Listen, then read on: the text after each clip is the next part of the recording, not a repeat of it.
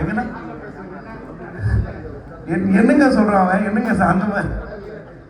ரொம்ப thanks support பண்ணுறதுக்கு. இவ்வளோ நாள் எல்லாரோட சப்போர்ட்லேயும் இந்த இடத்துக்கு வந்து நிற்கிறோம்.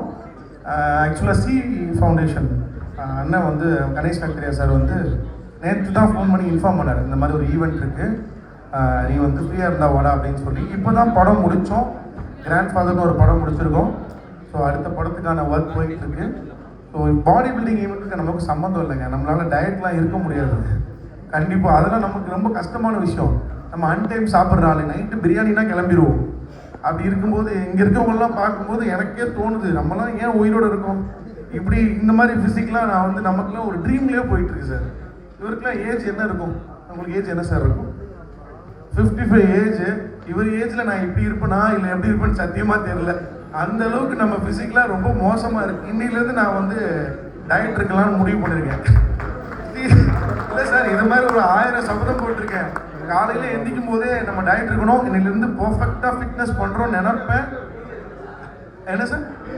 சார் நான் டெய்லி ரிசல்யூஷன் எடுப்பேன் சார், நான் டெய்லி ரிசல்யூஷன் எடுப்பேன். நீங்கள் வேறு இல்லை சார், நான் காலையில் எந்திக்கும் போது இன்னையிலேருந்து பிரியாணி சாப்பிடக்கூடாதுன்னு முடிவு பண்ணுவேன். அன்னைக்கு மத்தியானம் தான் ஏதாவது ஃபங்க்ஷன் ஈவெண்ட்டுன்னு அன்னைக்கு தான் மட்டன் பிரியாணி பயங்கரமாக போட்டு அடிப்போம், நம்மளை கூப்பிடுற மாதிரியே இருக்கும். இது எல்லாமே தவிர்த்து இப்படி ஒரு ஃபிசிக் கொண்டு வரணும்னா சாதாரண விஷயம்லாம் இல்லை, நிறைய விஷயத்தை சாக்ரிஃபை பண்ணி தான் இப்படி ஒரு ஸ்டேஜுக்கு வந்திருக்க முடியும். ஸோ எல்லாருக்கும் ஒரு கங்க்ராட். நீங்கள் வந்து இன்னும் நிறையா ஸ்டேஜை பார்க்கணுன்னு ஆச்சாரியா சாருக்கு ஒரு ரொம்ப பெரிய தேங்க்ஸ். ஆக்சுவலாக அவர் வந்து ஒரு பிஸ்னஸ் மேனாக எல்லாருக்கும் தெரியும், கரெக்டு தானே? ஆச்சாரியா சார்னா பிஸ்னஸ் மேன் அப்படி தானே தெரியும். பட் அவரே பழைய ஃபீல்டு, அவங்க அப்பா வந்து ஒரு பெரிய பாக்ஸர், தெரியுமா உங்களுக்கு? தெரியாதுல்ல, எத்தனை பேருக்கு தெரியும்? தெரியாதுல்ல சார். அவரே ஒரு பெரிய பாக்ஸர், ஸ்டார்பேட்டா பரம்பரை பாக்ஸர். அவரே ஒரு ஸ்போர்ட்ஸ் பர்சன் தான், அதனால தான் அவருக்கு இதில் கொஞ்சம் ஆர்வம் ஜாஸ்தி. இதே மாதிரி நிறைய ஈவெண்ட்டுக்கு எல்லோரும் கலந்துக்கோங்க, எல்லாருமே ஜெயிக்கணும், எல்லாருக்கும் ஒரு நல்ல ஸ்கோப் கிடைக்கும். இங்கே இருக்கிற எல்லாருக்குமே ரொம்ப ரொம்ப ரொம்ப தேங்க்ஸ். தேங்க்யூ. அப்படி ஒரு பேசுகிறதுக்கு ஒரு வாய்ப்பு கொடுத்ததுக்கு ரொம்ப தேங்க்ஸ்.